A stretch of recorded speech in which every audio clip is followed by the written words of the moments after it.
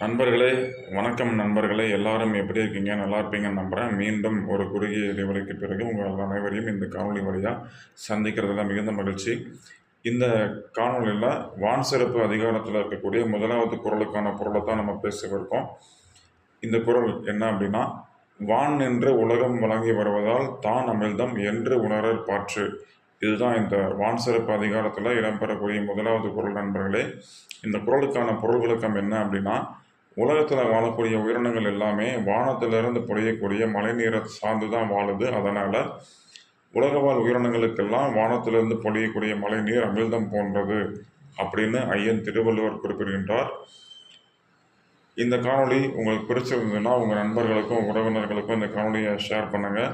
மீண்டும் ஒரு குறுகிய இடைவெளிக்கு பிறகு உங்களை அனைவரையும் வேறொரு காணொலி வழியாக சந்திக்கிறேன்.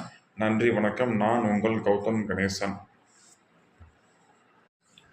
நண்பர்களே, வணக்கம் நண்பர்களே. எல்லாரும் எப்படி இருக்கீங்க? நல்லா இருப்பீங்கன்னு நம்புகிறேன். மீண்டும் ஒரு குறுகிய இடைவெளிக்கு பிறகு உங்கள் அனைவரையும் இந்த காணொலி வழியாக சந்திக்கிறதுல மிகுந்த மகிழ்ச்சி.